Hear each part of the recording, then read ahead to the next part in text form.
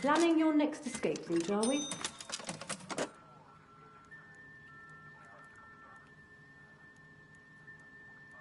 Ark's been particularly restless lately.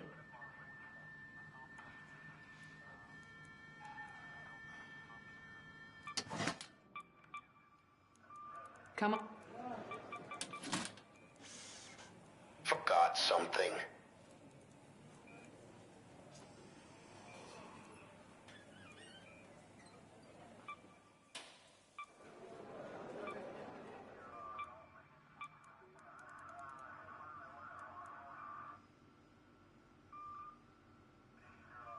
Looking for something?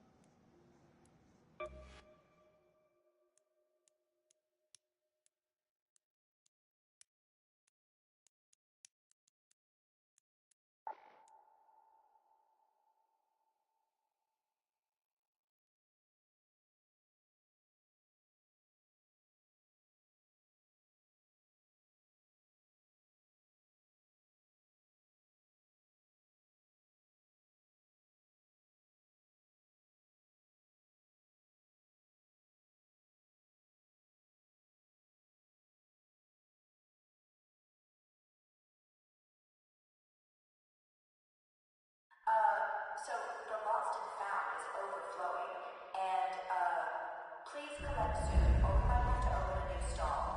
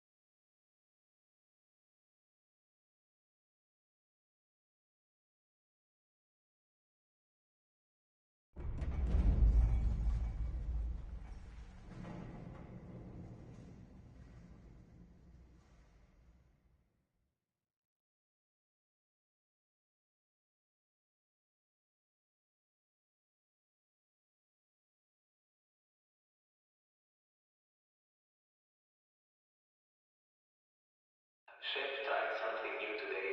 If you survive it,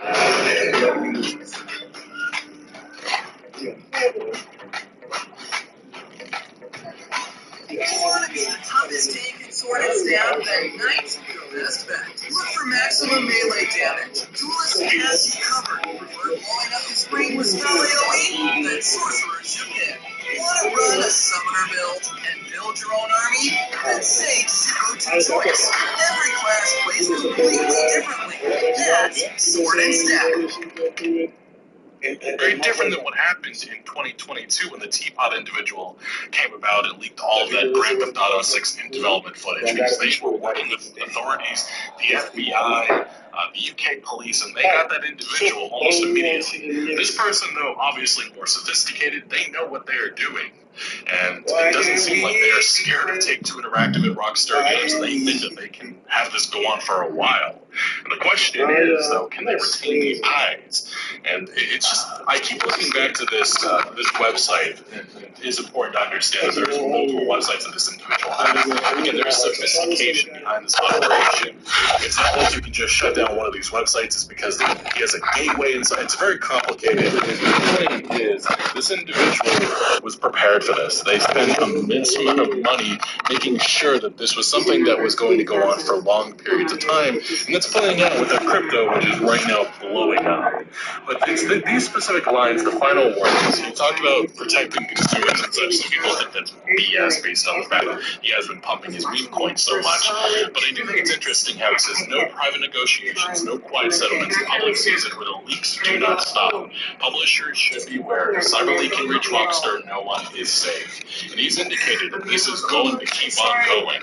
And yesterday we got 2 more gameplay videos. It doesn't appear that this is going to end. I originally thought that there was just a couple of clips that this person had, but that quickly became, oh, this person has build access. And now it's the question of how much build access does he actually have?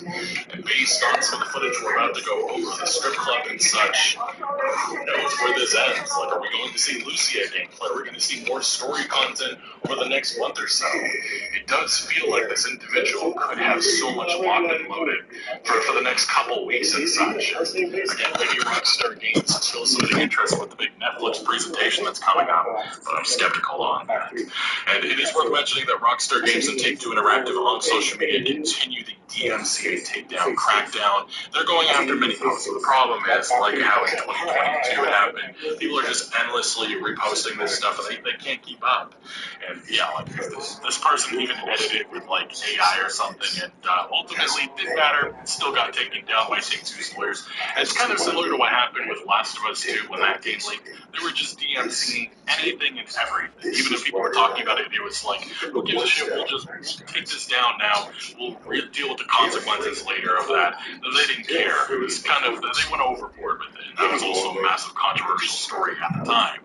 But right now, Rockstar Games, the only official movement we are seeing from them is the continuing marketing for their Netflix presentation. Even the official Netflix account was talking about how many days until Grand Theft Auto 6 in the extended look, and you can guess how the comment section went with all of that. But that event in of itself was just a massive turning point negatively in terms of Rockstar's reputation. And it does need to be mentioned, though, that the CyberLeak website did update, and this was a very interesting one. And this is where people started to turn and say that this meme coin is being greedy, and then some people brought up the argument of, well, yeah, Rockstar Games is also being greedy with how they've conducted Grand Theft Auto 6 for the Ultimate Edition, to the pre-orders and all of that such, and to the Netflix special and how they're paywalling all of that. So people are saying both are being greedy, so why are you more upset about this individual rather than Rockstar? So yeah, it's just a war of opinions right now on social media. That culture war kind of has bled over to almost every single release. It's just nonstop. But on CyberLeak's website, he actually announced that he was now raising funds through community support and strategic partnerships. He said that this was not a ransom where publishers paid to stop the leaks. Instead, he was offering premium in-video advertising space and exclusive content opportunities. He also had a little section on his website saying that, yeah, you can advertise anything from adult content to gambling. He does not care. He's also offering custom-made gameplay footage tailored to whatever, I guess, the paying individual wants to see of the game. The big detail that everybody caught everybody's attention was the fact that he was asking for about $164,000 in crypto just to contact him. So that was a massive story, and the leaks have only continued. That's the big thing. This is not stopping. This individual clearly, it seems like he could have a lot more that could go on for who knows how long. And we did see a number of posts that continue to go viral on social media. It just needs to be mentioned, there's so many LARPers, so many fake Cyber League accounts, and this is why you have to be skeptical about a lot of the stuff you're seeing, because I've seen people parroting. Like Cyber League says this Grand Theft Auto 6 build was from 2023. That's a fake account. Another account leaked a supposed ending. That was also a fake Cyber League account. And then you have this story, which actually even got the attention of some games media, which published articles about it. Cyber League claims he will release a playable GTA 6 build within a week. He also says it could happen as soon as tomorrow. Unverified. Think about the logic of this. He's right now advertising his meme coin. It cost $164,000 just to contact him, and in a week he's going to release a build. You see how that doesn't make any sense, because this is a fake account. We even had Insider Gaming having to public a redaction article saying GTA 6 leaker report concerning releasing the build has been removed, and they had to apologize to their audience for not doing a due diligence into this story. And again, it's just non-stop. There's just so much fake stuff out there, and that's going to be a problem for Take-Two Interactive. It actually is a problem, as they're going to have to figure out who's real versus who's fake. And it seems like all these social media sites, whether it be on Telegram, Discord, or on X, or wherever, TikTok, even in YouTube, they're all fake. It seems like only the website is the actual legit tool of this individual. Have you seen the Dragon Ball game this realistic? After surviving for 143.7 days, just today at 3:24 p.m., I finally entered Frieza's spaceship. What you see next will change what you see in the RPGs. Level 50 to fight the game force. You ask, where are the players before level 50? Running away is the answer. You start in the wild. No Dragon Radar, no Senzu beams, no Shenron wishes, just a ragged map to wander the wild. Frieza's soldiers drop only one key point. You need 10,000 just to level up. You only hide endlessly and fight desperately. Defeat 400,000 enemies. Learn Kaizen. That's when the real game begins. This is why I hate y'all. That's fine. That's fine. I used to be like, yeah. Ooh. If you didn't go to the ER after a car accident, you could still be owed a huge check. No, seriously, I didn't go to the ER and still got paid $82,000. And all I had to do was qualify. Most people think visible injuries and car damage are what determine how much you can be paid. I thought the same thing, but I had silent injuries that showed up weeks later, and my car wasn't even totaled. Turns out what I couldn't see was worth more than what I could. If you've been in a car accident within the past year, even if you were just a passenger, even if it seemed minor, and you drove home from the scene thinking you were fine, that doesn't mean your case isn't worth serious money. You could be owed a significant cash payout, but insurance is hoping you never find out. Here's my story. I got rear-ended. Nothing dramatic. I was sore at the scene, but I could walk. I could drive. I felt fine enough to go home. My car had some damage, but it wasn't totaled. No ambulance. No ER visit. I figured if I didn't need a hospital, I probably didn't have much of a case. 2 weeks later, everything changed. My neck locked up. My back started hurting in ways I'd never felt before. I was missing work because I couldn't sit at my desk for more than an hour. What seemed like nothing at the scene turned into something that was affecting my entire life. Insurance offered me $3,400 and made it sound like I should be happy to get anything at all, since I didn't go to the ER. I almost believed it. Almost. Then a friend told me about the 2026 Accident Support Program. She said it didn't matter that I didn't go to the emergency room. She said the program could account for things I never would have even considered. Silent injuries, delayed pain, long-term impact on my daily life. Things that don't show up at the scene but could cost you real money down the road. The 2026 Accident Support Program was created to help accident victims get the maximum amount they could be owed without having to go to court, sue anyone, or deal with insurance directly. Even if your accident seemed minor, even if you were just a passenger, you could be owed way more than you think. And right now, they're looking for 10 more car accident victims who want to try this program at no upfront cost and potentially get paid maximum accident compensation. Here's what I did. I answered 4 simple questions about my accident on their free site. Took me about 30 seconds. I qualified. which honestly surprised me because I was so convinced the no ER thing disqualified me. An accident specialist reached out, helped me document the delayed injuries and everything the accident actually cost me, and handled the rest. I got $82,000. Here's how you find out what your accident could be worth. Click the link around this video and answer 4 simple questions. No legal jargon, about 30 seconds, and it costs you absolutely nothing. If you qualify, an accident specialist could reach out and handle everything from there. You share what happened and they could take over. Your check could arrive in as fast as 30 days. And you don't pay a cent out of pocket unless you get compensated first. The accident happened, and I can't change that for you. But this program could help you get a settlement that accounts for everything your accident actually cost you. The doctor visits you didn't expect, the work you missed, the pain that showed up after you thought you were fine. Not just what was visible at the scene, everything.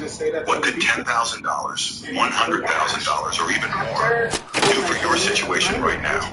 Think about what changes when someone actually looks at the full picture of your accident instead of just the snapshot from the scene. When delayed injuries count. When a car that wasn't totaled doesn't mean a case that isn't worth pursuing. When the stuff you've been dealing with quietly for weeks finally gets a dollar amount attached to it. That number could surprise you the way it surprised me. If your accident was within the last year and you weren't at fault, you could qualify for a serious payout. But your deadline doesn't care that your injuries showed up late. Once it passes, that money could be gone for good. Click the link, answer 4 quick questions, and find out what your accident could really be worth. It's free, it's fast, and you risk nothing. But check now, because you could be owed way more than you think, even if you think you're fine. Sorry. What? Go wherever they live. And look, even if Rockstar Games and Take-Two Interactive were to track him down, what happens if he lives in Russia, Belarus, or wherever? The problem is these locations not going to be able to extradite them or shut down their operation. Unless maybe Rockstar has some sort of secretive private investigators they can send in their SEAL Team 6. Maybe they have some connections. I don't know.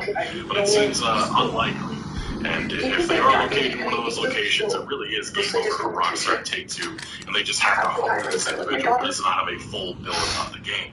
Something that, might I add, they have not indicated in any of these reports. There's been no indication of how much access, and I think that is kind of telling the fact that Rockstar is not going to go releasing a statement or saying anything. Like, this individual does not have full build access. They only have early access to certain parts of the game. The fact that they're not saying that is kind of alarming. But it has been reported, this was a big part of Jason Schreier's report that he did publish on his YouTube channel, and it was the fact that Grand Theft Auto 6 is actually still not finished. Rockstar Games employees are continuing to work on the game until its release. Gene Parker of Games Journals of Washington Post acknowledged saying, as far as I know, these games are releasing extremely hot. There's another big game coming out earlier that's also isn't even done. And Jason Schreier's report kind of went a little bit more in detail about this on his YouTube channel. He also said a couple more things about how Rockstar Games developers feel about all of this. Morale is a concern at this point because it can be frustrating to see something like this happen. So some sentiments I've heard from talking to people in Rockstar, I think there's a little bit of frustration about, you think you know what Bitcoin's going in the next 15 minutes? Well, you can trade it on Kalshi today.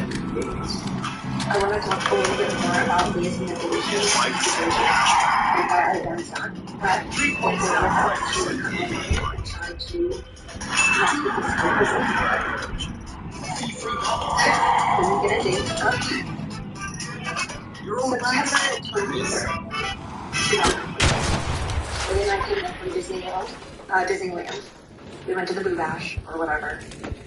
And my husband was sending text messages about his obviously, having your work get shown in a kind of unofficial capacity sucks. But more than that, just having your thing should be shown by somebody who is like not good at playing the game. I think it definitely could have been worse. Is a sentiment that I've heard. Frustration that this is happening again. Frustration that Rockstar is a constant target of this. This is what happens when you are the industry leader, the biggest entertainment company of all time, creating one of the biggest entertainment products of all time, the most highly anticipated game of all time. You are going to be targeted, and that's exactly what has played out. And they've already put immense security measures after the 2022 leaks, and guess what? It didn't matter. And that's why I think a lot of this could have been avoided if Rockstar games were more forthcoming. If they could have released gameplay, they could have released more footage a couple of months ago. The 6-month mark is usually when they start to really ramp things up, but they decided this go around to really not start until around 2 or 3 months. And this is the consequences of that. If they gave more information, more footage of this game, people would have less of an appetite for the clips that we're seeing right now, which yes, are an unfinished look at the game, but right now the sentiment online is a mixture of just extreme excitement, saying that this game has made people more excited. That's actually a position I have. I think the details, the Red Dead Redemption 2 influence is just so awesome. I love the way that the direction that Rockstar Games took this. But there is a flip side in which a lot of people are extremely unimpressed, and they're also pointing out that this is just more GTA. I think some people expected something more grand, and it doesn't appear to be that in their minds. And as you can see, these are just some of the viral posts that have been going on social media. Every new GTA 6 leak looks more and more underwhelming. Graphically, it looks exactly the same as the old one. It doesn't look like the marketing materials they've released so far. It looks a little gray, buggy. It does need to be mentioned that a lot of this footage, because of, I guess, it was captured with HDR, it looks washed on Twitter, and I think a lot of people don't know that. The leaks are some of the years old build, and not the final product is at least a year old, but I just don't think it's going to be drastically different. Another individual saying Night City of Cyberpunk will always have more swag than any GTA because it was actually artistically inspired instead of realism slop. That word slop has been lost. The meaning of it is just endlessly on everything. Another individual, I can't even post because he posted the 2022 leaks for some reason, saying these leaks is doing humanity a service, stripped of all hype, people can now see it. It's not some life-altering thing. Not some enormous upgrade worth 12 years of dev time. It's just another bog standard GTA with mildly better graphics and a smaller map. Although there's some factual errors in that, but a lot of people upvoting this stuff. I mean, 10,000 upvotes on this. Another individual saying not a single frame in the linked GTA 6 gameplays, that there are this amount of NPCs in the game, or even pushing downgrade concern. Another individual, which is more controlled by the life, said GTA 6 looks dead. It looks so dead and empty currently. You can see $1 million game, by the way. Nearly 15 years into having my car refueling invention by the way, Watch Dogs 1 and 2 have more life in open world than this slop. You can see the love lighting up to the buffet. And then TGG, another GTA, probably one of the biggest. Yeah, he made a mistake saying, feeling terrible for the Rockstar Games team right now. Another event started at least just 9 days before launching the show. He took the there are people on the trailer for the streaming service who actually feels bad for them, LOL, feeling terrible for Rockstar. 68,000 upvotes, my god. The company behind the game didn't advocate against unions, kill mods, sue modders, knowingly release broken games, treat their consumers like nothing more than dollar signs. I would care too, but I don't. So I really don't care about the source code at this point. And it goes on and on. Just many people livid with Rockstar games and anybody who's showing support for this company right now. But it does need to be mentioned that we actually had a former Rockstar Games developer, Overmesh, worked at Rockstar Games in the early 2000s, and he said this: calm down, everybody. The leaks are a nothing burger. As a marketing strategy, Rockstar is trying to keep the game under wraps longer than other publishers. All that has happened is that some footage has escaped, slightly ahead of the Netflix stick next week. 90% of future players don't spend their time on the internet looking for video snippets. They don't have the time, no more spoilers. I imagine the teams are a little annoyed about it, but not more than that. I was there during Hot Coffee. It was a nightmare for management, but didn't affect us much. The current leaks are far less consequential than age. See what's Hot Coffee. It looks like GTA 6 will be phenomenal and stuff for the next 15 years or so. The leaks are just tiny blip. And I question that position or that perspective because we don't know how much access Cyberpunk has. And Rockstar Games is not being forthcoming about how much access he has. And it doesn't seem like they know how this leak happened or who this individual actually even is. That's after 3 or 4 days of all this happening. So it's just a lot of uncertainty right now. And I don't know how you can really run to this perspective. Based on the footage that we have seen thus far, yes, it's not too spoilery, not too crazy, but things could ramp up. That could be the CyberLeak strategy. That he drip feeds this for the next month or so and start showing story spoilers and such. So I don't know how you can have this position, but yes, based off of the footage that we have seen so far, it's not too spoilery, I suppose. But yeah, just the other day we did have a 7th Grand Theft Auto 6 gameplay video, and it did show the strip club, which came later on. We'll talk about that in a second. But the footage did have some impressive details within it. It showed us Going up to the fuel pump again, I just can reconfirm the fact that you do have to fuel up. There's a services prompt that will appear when you get close to your fuel, although you don't have to get out. It's not to the extent that Red Dead Redemption 2 was, in which it seems like the realism really went overboard with every single action in that game. GTA 6, they implemented some realism to it, but they also, like I said, you don't have to get out of your car. You can just run up to the fuel, hit the little prompt, and fuel up immediately. There's also an option to repair your car. In this instance, it was like $2,400, and the players switch between the two before choosing fuel. And then we got our first look at the robbery system, or at least one of the robberies, in which Jason gets out of his car, runs into a shop, leaves donuts to be purchased at the till. Instead, Jason punches the shopkeeper twice and steals cash from the till. In this action, though, we actually see that he has to take out the cash hand by hand. I'm sure that's probably done because they want these robberies to have some sort of pressure as you have to wait for the cops approaching and stuff. And yes, each wad of cash is taken from the till one by one. Police approach the petrol station. Jason jumps into the car and drives off. We do hear DJ Khaled's Bills Paid, Future Mulatto, and City Girls getting heard on the radio. Rockstar Games definitely went to extreme lengths to make sure that this soundtrack is just insane. All kinds of well-known songs. I'm sure they paid well into the millions. When your nervous system can't handle waiting 2 weeks for money that's already yours, made me anxiously trying to regulate during the last week before payday. Thankfully, this was the only and I don't need a meditation session to hold me back from the edge of fear anymore. Why? Because I have earned it. With Earn It, I can access the money I've already earned, up to $150 a day.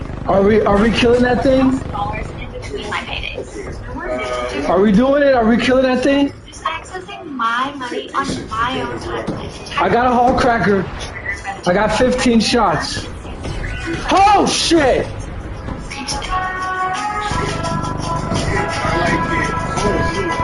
Oh shit! Where do you shoot it? Where do you shoot it? Why is it so foggy here? Hi! Wait! I almost died there! Free food and new gear as an apology? Okay, that's more like it. Oh, a switch! Let's see what it does. Ah! Another day monster!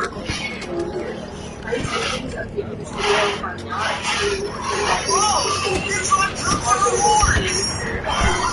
And unlocked now? I wonder what's... Where's everybody? Whoa! Whoa! Whoa! If you're unaware of the situation, in October of last year, I deeply betrayed Megan's trust and hurt her.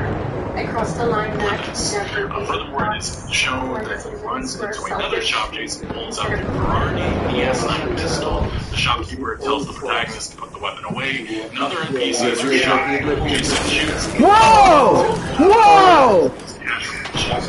Oh shit! Blasting off the Thrax, that vehicle that was shown. And previously, what the fuck was that? But I think one of the most notable details about this footage is the fact that you have Jason shooting with one hand.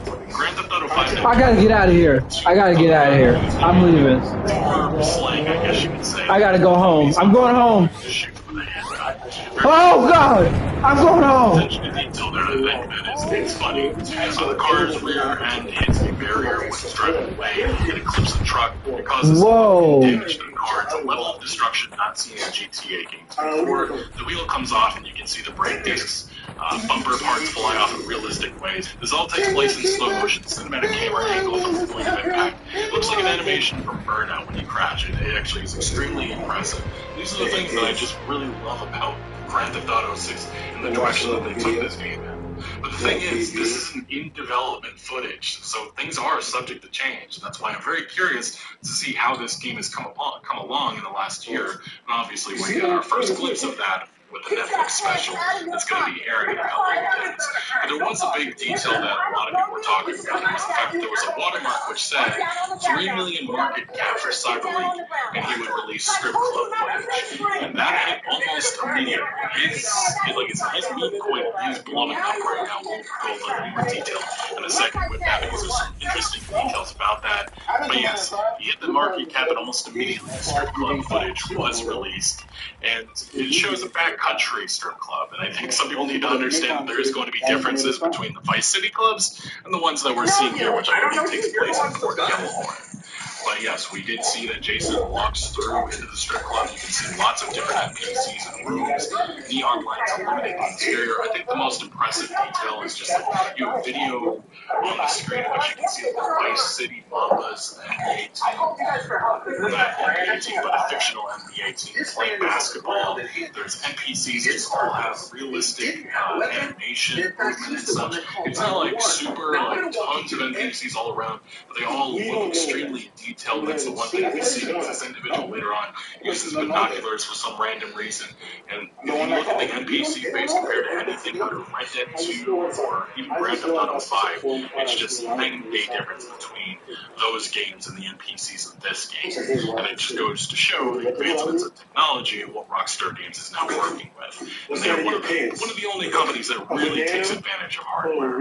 Now we do see a woman shaking her bottom towards one of the customers, and the walkthrough continues and more NPCs come into view, including some surrounding the pole with a woman beginning to dance. Jason stands looking at the dancer for quite some time as she performs for the customers. I did see some people saying that there was some repeated Grand Theft Auto 5 animation in these clips, and it just has to mention that a lot of this is probably just placeholders, and again, this is a game in development. But we do also see that at the end of this, that a new cutscene is shown that we haven't seen before. Jason actually has a new haircut, and he's wearing the t-shirt from the second trailer in which he meets Lucia, and that's very interesting. Maybe he just put it on in game, but it could give an indication that we're going to see some stuff with Lucia. And if that happens, I have to believe he has access to a lot more of the game than he's shown thus far. And I really do think that is the big telltale sign. If he shows Lucia gameplay, it really might be game over for Rockstar Games and Take-Two, because he could leak the entire game before it does release. Nobody knows where the end point of all of this is. Maybe it is a release of a build. Like that fake Telegram account made that saying it's going to happen in a week. I don't think that's going to happen. But who knows what the end game of all of this is and why Rockstar Games obviously is freaking out right now. But yes, we do see another way too on the nose cutscene in which Jason says, I'll go take a leak. He's just sitting around saying, I'm going to go take a leak. It's clearly another cutscene mocking Rockstar Games and calling out Take-Two Interactive. It really is just crazy that this is continuing. And the cutscene switches to inside the men's toilets. A scruffy-looking man, I think he was also shown in some of the official trailers, is at a urinal and speaks out loud, saying, I had me a girl once, as he wheezes. Jason responds with, what? To which the NPC says, then the seat call. Jason isn't impressed as he uses the urinal and simple answers with cool. Again, PC goes on to shout, come on, F, as Jason finishes his leak. And this is analysis coming from Rockstar Intel, shout out to them, but it's just extremely... I'll say this, the cutscene, the quality, all of this is extremely impressive, but I'm more curious about where this is headed, because this individual clearly thought all of this through, and I just wonder if we're going to eventually see a massive flip to Lucia footage, and that's where things could get a lot more crazy. Right, Frieza? Get him out! Is there no Goku? That's it, I'm out of here. Hey, you guys still short on fighters? That's great! It's Goku! Start fighting! Log in and get 100 summons. Super high drop rate, 5-star scions are bound to come out. Get diamonds every day when you log in. Rare materials can be obtained by winning the battle. Enter the package code to receive more surprise packages. Log in now. Says first. Hand those pockets for me. Sir, I don't keep your hands out of your pocket. To run your business on the go and get paid 5 days faster, you only need one tool, the QuickBooks for Business app. Count on Intuit AI help when you want it. For tasks like receipt uploads, tracking mileage, or surfacing real-time insights. Get everything your team needs in one app.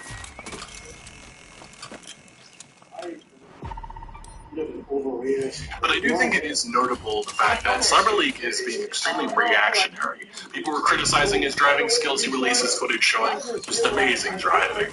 And we also saw criticism, the fact that this was likely clips that he obtained and he doesn't have build access. Then he showed himself shooting his name into the wall. And then we also saw people criticizing the fact that Jason was wearing the same outfit. There was no real change with any of that. Until this footage in which we again see him with a different shirt that was featured in trailer 2, might I add, and we also see him with a longer beard. So if he's listening, we could be seeing more footage maybe associated with somebody like Lucy, or maybe we see some other story content to be. It's going to be very interesting to see what the next steps of the situation are from that front. But it does need to be mentioned that Rockstar Games and Take-Two Interactive are going to extreme lengths to track him down, and some of it just feels like they're throwing anything at the wall and hoping that it sticks. Xbox actually released a statement, their CTO, saying it is helping Rockstar protect IP after the GTA 6 leaks. This is what Scott Van Villette said. We're working closely with Take-Two and Rockstar Games to support efforts to protect creative works and intellectual property, which is kind of funny because of the fact that Rockstar still sent a subpoena over, forcing them to send over all records and everything associated with CyberLeak, when it seems like Xbox was already willing to give them full support. So I'm not sure why they went to those lengths. Probably just lawyer stuff, I have to believe. But yes, Xbox is cooperating. No idea what that means in the grand scheme of things. We did see that Rockstar Games and Take-Two Interactive did have subpoenas approved that forces Microsoft and Discord to divulge info about users the publisher believes are tied to the leaks. Again, there's just no evidence that this individual CyberLeak does have a social media presence, and it doesn't feel like he's the type of individual that would be sloppy about all of this. But I could be wrong. I really could be. And we also did see that Take-Two's lawyers have finally issued a subpoena in a New York District Court to X to identify CyberLeak_AR_IO. The problem with this is that this individual is a well-known LARPer that was called out in the official footage by CyberLeak. He actually had to release, I think it was like the third gameplay leak, in which he had a watermark which says, "I do not have a Twitter account." And then this individual just started posting a bunch of random stuff, which clearly indicated that this was a LARPer and somebody that was faking. And other individuals had already found some information that indicated that they were fake the entire time. So Rockstar Games and Take-Two Interactive sending subpoenas for clearly fake individuals, it just feels like they're trying to, they're going at anything, trying to find any little room of maybe there's something about this account that makes them official in Rockstar's eyes. I just don't think that there's much there, and it shows the desperation, the fact that they just have no way of finding this individual. And it does need to be mentioned that they also sent a subpoena to Google to find out apparent YouTube channels that were also apparently connected to CyberLeak. It's desperation right now, and even if they find this individual, it's unclear if they're going to be able to do anything at the time, especially based on wherever they're located. But this is what his CyberLeak meme coin, it's right now blowing up. It almost has a market cap of $20 million. That's just insane. We also saw a breakdown coming from Vice Sit on the GTA forums. He's done a fantastic job analyzing all of this financial information, and the most notable parts of his new update is that the leaker apparently today burned 270 million tokens being held in a private reserve wallet to reassure traders that this was not a pump and dump. This means that those tokens are gone and can never be recovered. Now that the risk of a pump and dump is gone, traders have felt more comfortable investing in the coin. As we've seen, it went from like a market cap of 2 million to almost 20 now. The leaker is now only making consistent money from the transaction fees for people buying and selling the coin. This is their motivation for drip feeding the leaks and burning the reserve wallet of 270 million tokens. As long as they can keep everyone's attention and keep dropping leaks, people will continue trading the coin and making the leaker money. And so far, the estimated earnings from these trading fees that he's making money off is between $70,000 to $90,000. It's a lot. This is a couple of hours old. It's probably now a lot more based on the amount of activity that's just happened over the last couple of hours. And then he mentioned the fact that this is actually very notable why he's no longer doing polls, and it's because based on the trading and the income, it looks like he only made about $1,500. I believe the first poll really underperformed compared to what the leaker was expecting, and this is why we have not seen another one done as of now. So what I consider one of the biggest video game leaks of all time continues on, and it doesn't feel like it's going to be slowing down at all, as the CyberLeak meme coin is currently blowing up. He's going to be making an immense amount of cash, and it gives him further motivation just to leak even more about this game. And that's what my fear right now is. It has to be one that Rockstar has, that he's going to start releasing more substantial pieces of information related to Grand Theft Auto 6. And if that happens, the internet's going to blow up, especially if we see Lucia. I think that'll be our greatest indication that he has access to a lot more game than right now people believe. Because I think the assessment a lot of people have is that he only has access to certain story missions. And it's because if you look at the minimap of some of these leaked videos, especially the last two, the C for Cal mission icon is no longer there, indicating that he probably completed it, but there's no other mission icons on that map. So what that probably indicates is that maybe those are the only missions that he had access to. But there's also no side missions, and maybe he just hasn't turned off. It's unclear. That's the big thing. There's just so much uncertainty in the air. Regardless, though, I will continue to follow all of this because this has to be one of the craziest leaks ever that has happened in this video game industry. But I want to know your thoughts on all of this. What are your thoughts on the latest gameplay leaks that have emerged? What are your thoughts on the positions that people have right now about this footage, which seems like a war of opinion? Some people saying that it looks extremely impressive, one of the most impressive games ever, versus a lot of people saying that this is just more Grand Theft Auto and it really isn't that remarkable. What do you think about it? Let me know your thoughts down below, but thank you for watching. Make sure to leave a like if you did enjoy this video or if you found any informative value. Consider subscribing for more videos like this. I'll see you later. I'm sorry, this is so bad. It is. You're right. Let's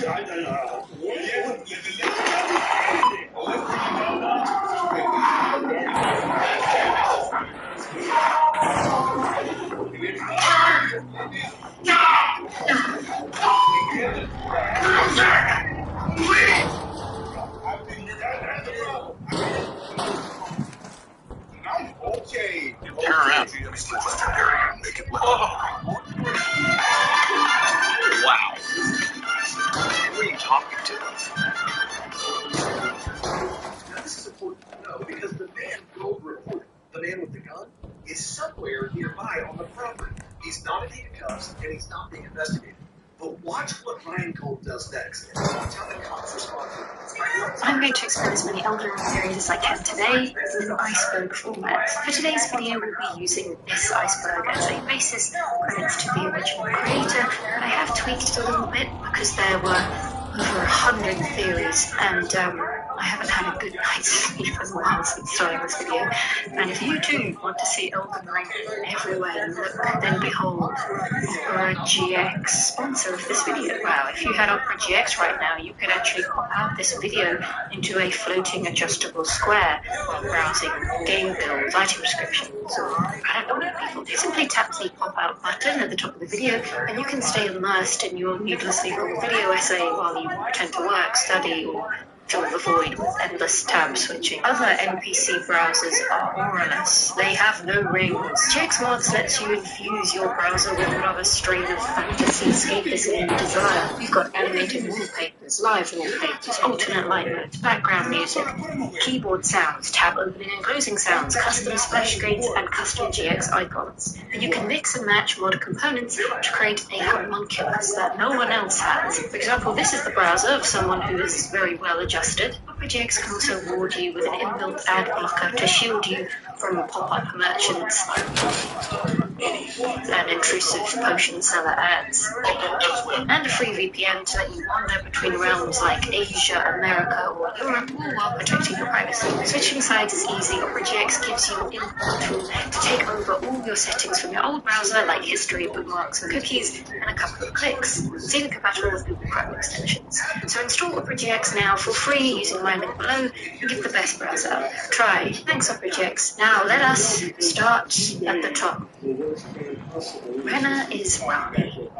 Meet a character at the beginning of the game who introduces herself as the Witch Rena, and she later clarifies that her name is actually Rani. Now, this might be a random fake name she chose because she doubted she would ever see you again, but Rani resides in a tower named after her, Rani's Rise, and funnily enough, there is another tower nearby called Rena's Rise, which is quite the coincidence. Within Rena's Rise, you find the Snow Witches set, which are clothes visually identical to what Rani wears. To go even further, these clothes belong to an old witch who is a secret mentor to Rani. The doll's body she inhabits was actually modelled after the Snow Witch. We don't know what happened to Rena, but she does live on in some ways through Rani.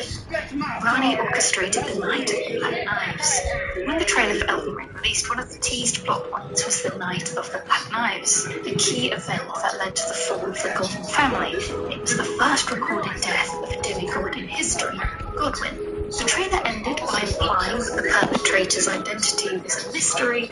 However, she could have been standing in front of us the whole time.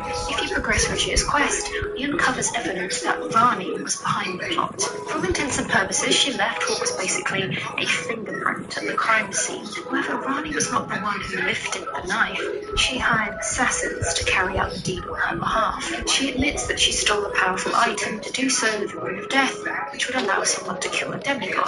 However, nowhere in Rani's dialogue or items was it confirmed that her motivation was to kill Godwin specifically. She makes it clear that she did this because she didn't want to be controlled or monitored by the Two Fingers. It seems pretty widely agreed that Rani was indeed the one who plotted the Night of Black Knives, with a lot of pre-planning in her own testimony. However, there are other theories further down the iceberg to offer a different perspective. Nicola is Trina.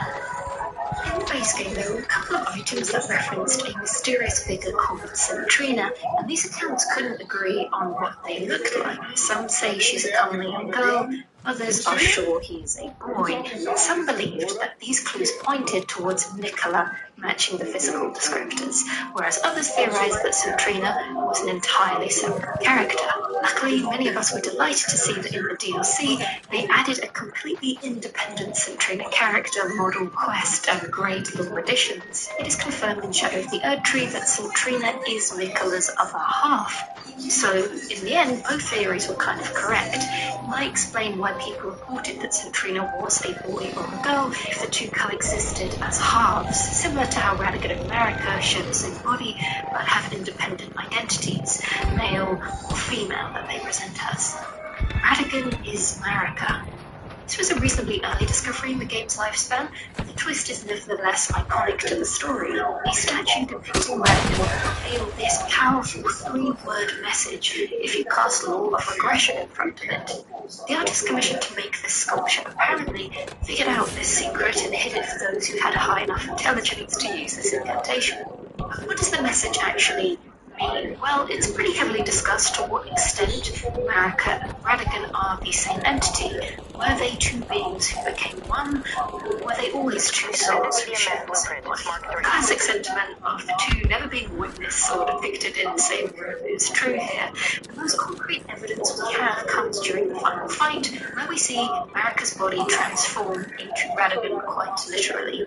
However, there isn't a massive physical change, as the two do share many physical characteristics like long braided hair and affinity for being topless. In my opinion, I do think the two were separate beings who joined together. This is supported by the law of regression, the key to this whole revelation, stating all things yearn eternally to converge, as well as Marika having the power to blend flesh together, the technical logistics of the two having children. We'll get more into reproduction later in the video, but I do also understand and respect the theory that they were always one and the same, as this isn't out of the realm of possibility in a game that has duality as one of its core concepts.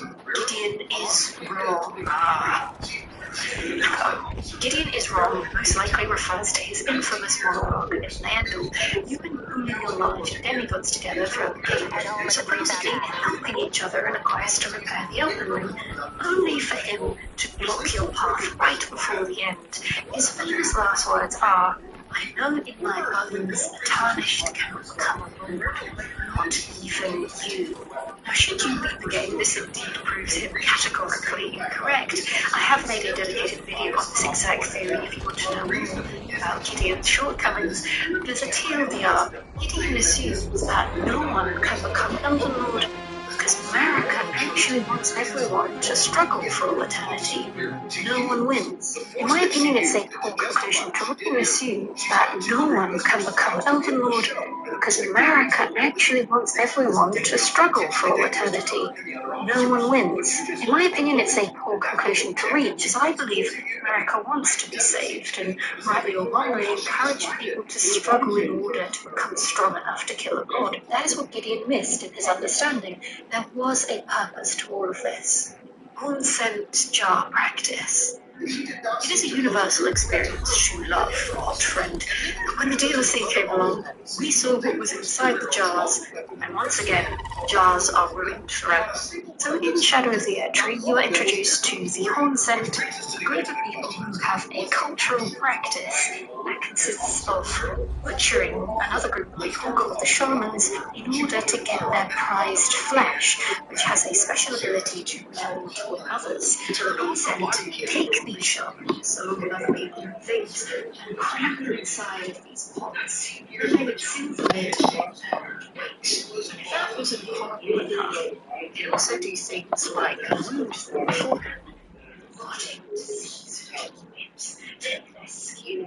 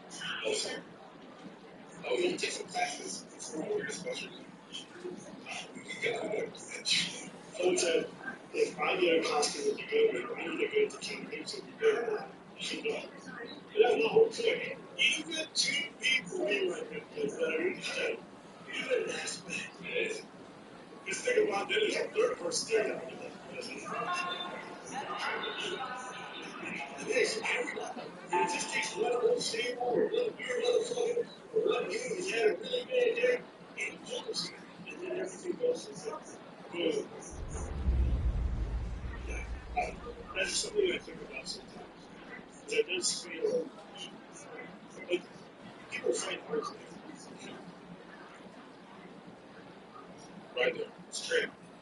That's the reason why he put the sack on. But, like over here, this happens. There'll be a few times in my life where I've gone to each other and do. That's a lot of people. I've never had like a whole P0 or something, and then people that publish things. So that's why I'm here. That's the issue. It's a big issue. Let's continue, guys. We're looking for a lot of topics. I'm going to be going over to this.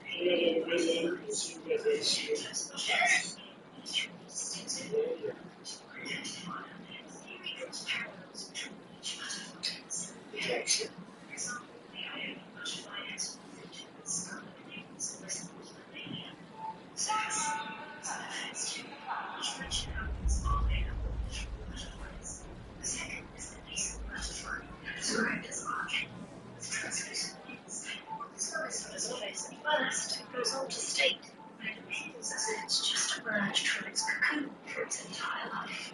Melania's brother, Nicola, is unaffected by the process of aging, much like the metaphor in the butterfly's description. And the significant plotline in Nicola's story is that he becomes encased in a cocoon. So if the nascent butterfly is to Nicola as the alien butterfly is to Melania, then what about these two? Well, one is quite straightforward. As in the DLC, the vampire fly is described as black, fiery, and scintillating. Esna is strongly associated with fire and commands an army of black knights. Not only does he have a fire burning within him, but his crusade was characterized by Esna is strongly associated with fire and commands an army of black knights. Not only does he have a fire burning within him, but his crusade was characterized by setting fire to settlements, people, and pyres. Additionally, the butterfly's description explicitly references Mesmer by name. Then we arrive at the last butterfly, the smouldering one. Its description is quite brief, stating that it's eternally burning and usually found near wildfires. The most important aspect is that it serves as the kindling. This word has been used to describe another character's purpose, Melina. She offers herself to ignite the Earth Tree, and she's also found near bonfires. So why do these characters have butterflies? So as the title says, maybe they are all Empyreans. It's confirmed that Nicola and Melania are, in addition to their North America, and also their half-sister Rani. Now, interestingly, there is this weird eye thing going on with all the Empyreans. Nicola, America, and Melania are all depicted with their eyes closed for one reason or another, whilst Rani has one eye closed, and the alleged other Empyreans also have something going on with one of their eyes. Melina is Mesmer's sister. Melina really wants you to become ill.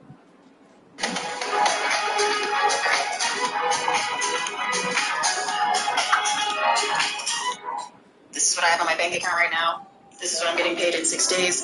This is what I need for rent today. So here's how I'm going to outsmart. So it looks like our guy Corey Holcomb isn't letting up off of Godfrey. And he establishes the difference by embracing foundational Black Americans and shouting Tariq Nasheed out. This is going to be good. I mean, every day that goes by, more and more people are going to start recognizing this. I knew Godfrey before any of this Hollywood shit.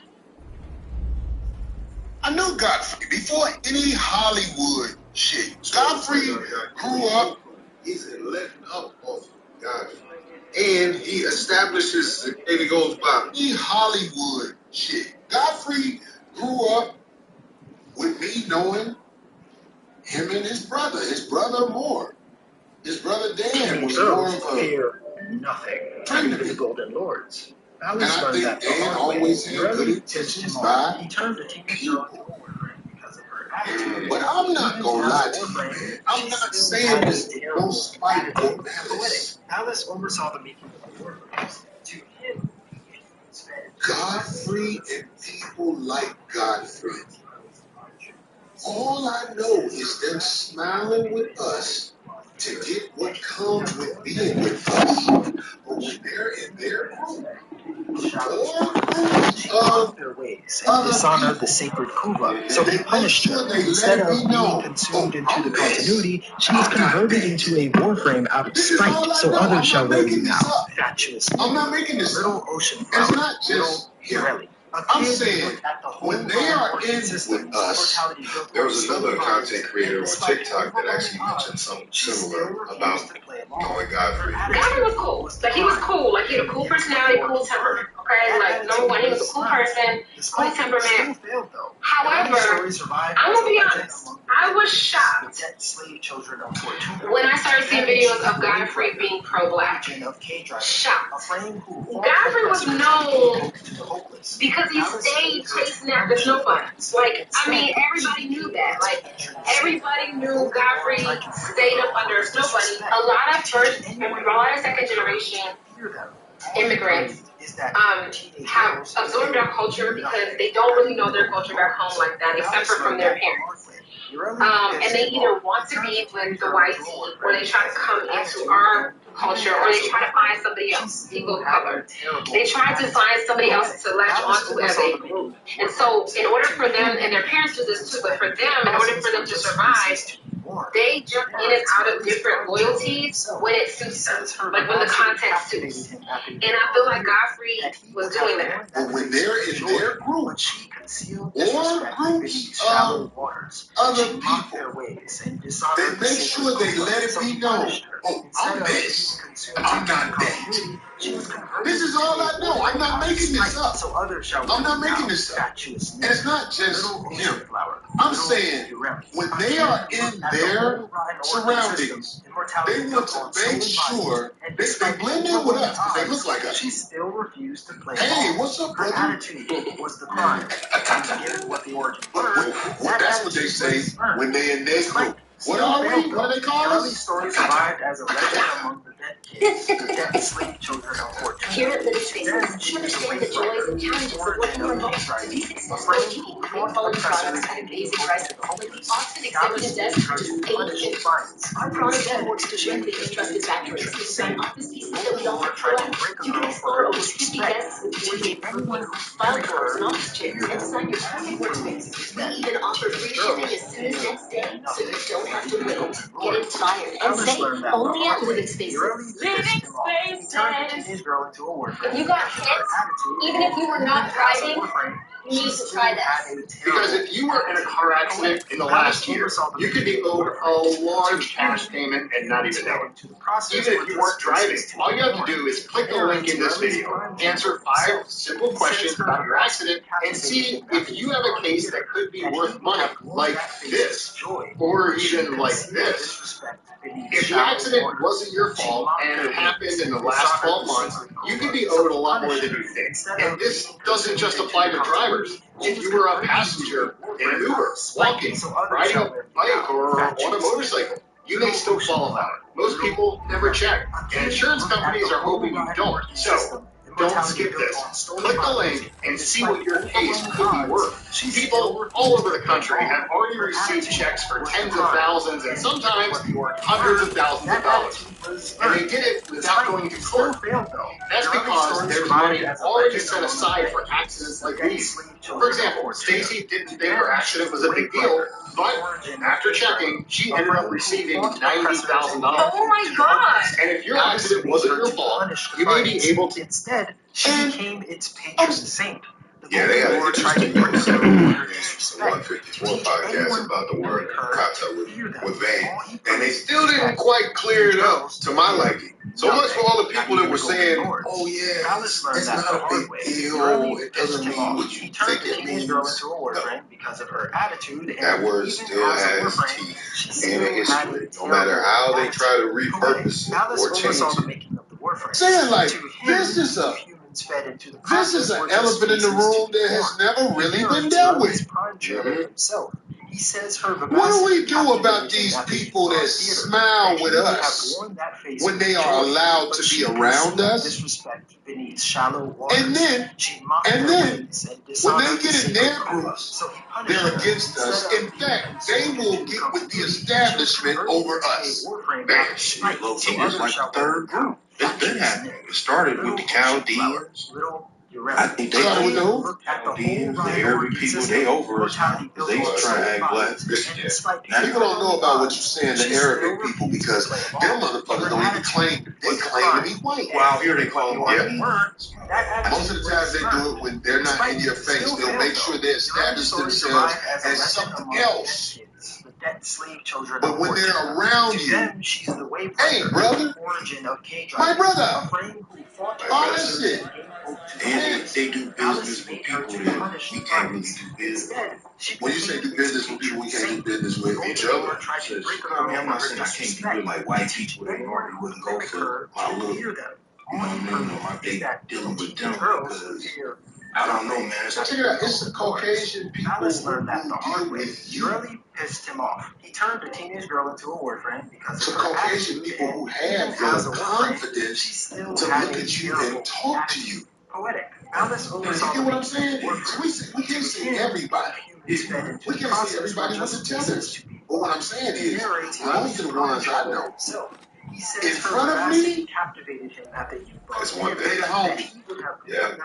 But when they get in their group, when they get in a situation where they can receive, which is why they came here to receive, we didn't come here to receive. We got kidnapped and brought here and made to do all this.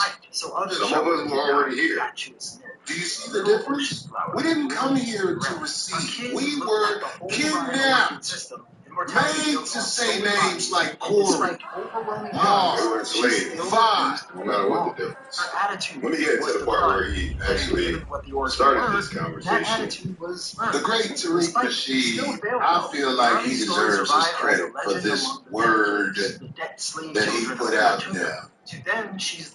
This word is called tether. So the other day I just looked on my phone. What is the definition of the word tether? I was laughing at this shit. Tie. All he proved is that oh shit, this motherfucker went to Thai restaurant. Oh shit. I thought they were going to tether. Share the definition of tether again, bitch. No. As a warframe, that bitch act like she don't hear me. Just like the bitch I be fucking. Oh, to him, the humans fed into the process were just spaces to be born. Look up tether. What is the definition of a tether? Look at this shit. It's fucking hilarious. And Tariq comes up with that term by way of Get Out director Jordan Peele in his movie Us, starring Lupita Nyong'o. He took the concept from the movie and made it more clear. It's kind of boyish when you think about it, because it definitely gets under people's skin. Oh, it's like kryptonite. When the regular definition is rope, chain, or cord used to tie an animal or object down so it cannot move too far away. I love it. He said a rope used to tie another animal down so it cannot move too far away. What's the other definition? Tether. Slave children of Fortuna.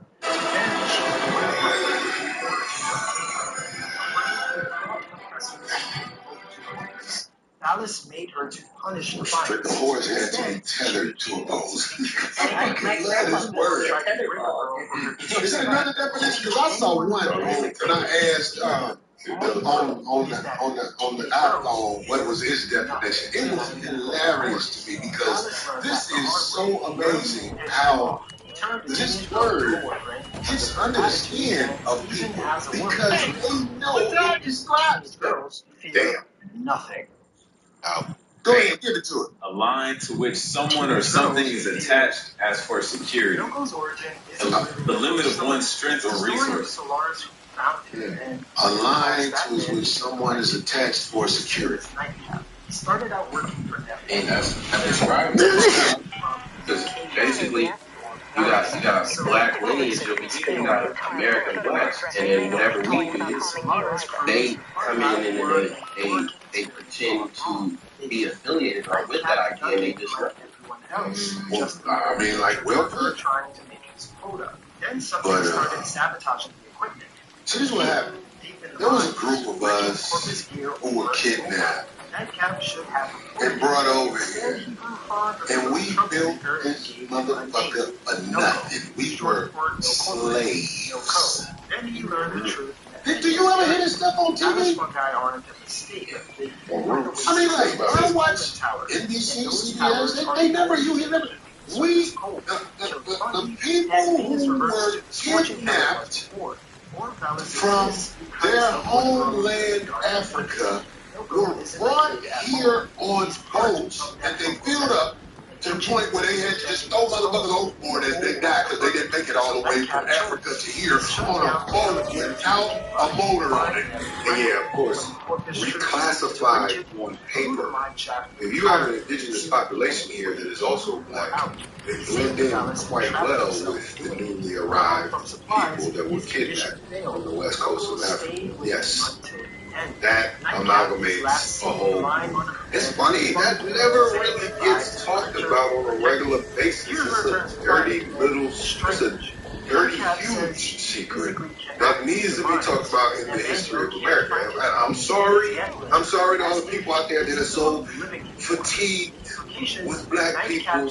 We haven't been talking enough about some of these things because it's obvious you don't understand the severity. I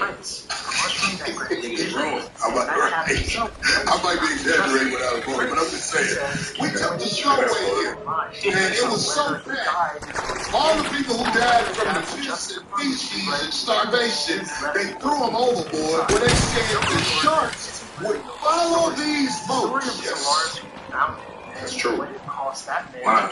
Barbaric. Little passage. These people who landed here were made to build this nation with nothing. I'm giving you background because it's got to be said in 5150 terms. Ignorant terms, whatever they want to call them. Wait, somebody said, let me go back down for a minute. Go back down right there. Somebody said, there's nothing wrong with language terms. They got a name for it. Where actually, you're saying it in a way that people can understand. A large group of people can understand. Ignorant terms, whatever they want to call them. Not ignorant. Wait, somebody said, let me go back down for a minute. Go back down right there. Somebody said, every immigrant is not a tether. Stop that. Isn't a tether. That's true. Just the ones who go against us. That's not true, my brother. But look, back on this. So we built this nation, and we never got paid for it. So there is a group of people who are here. This is why Tariq say found.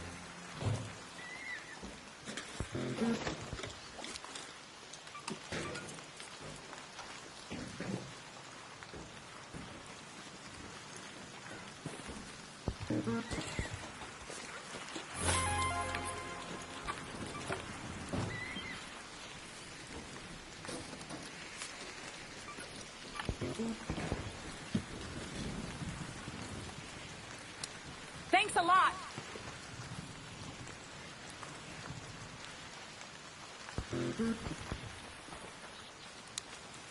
Yes!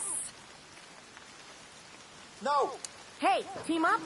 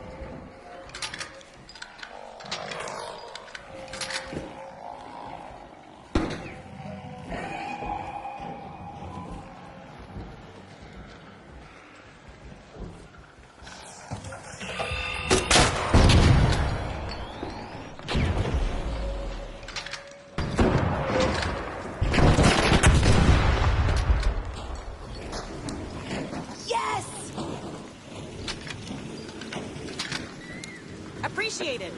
You can take some loot. I'm just good for the trap.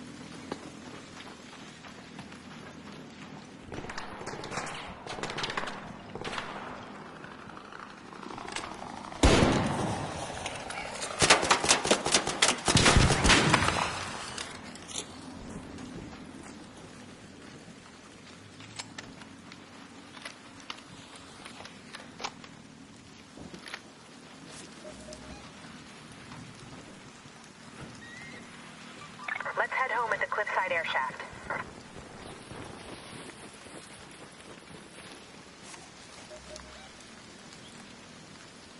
Let's head home at the Lucky Hatch.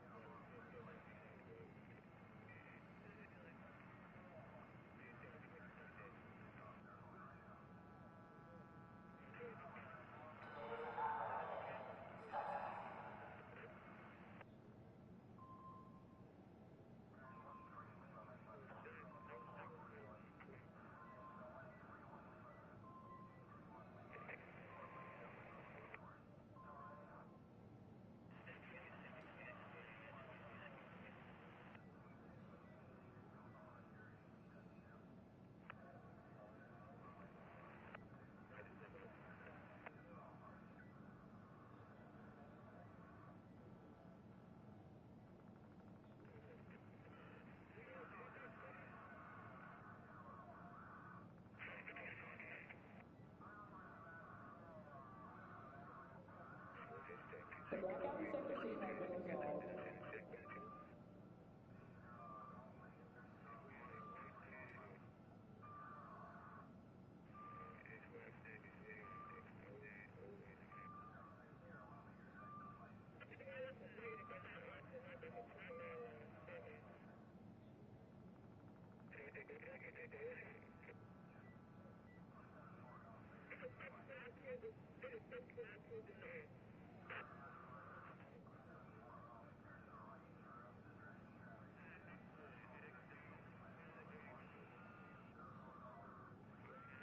A food distribution might actually happen today.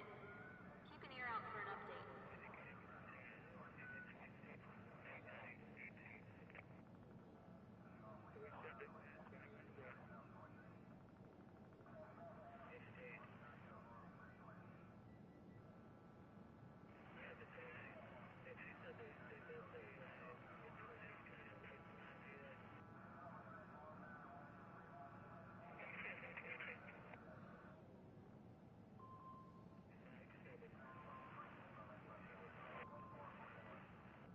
Related.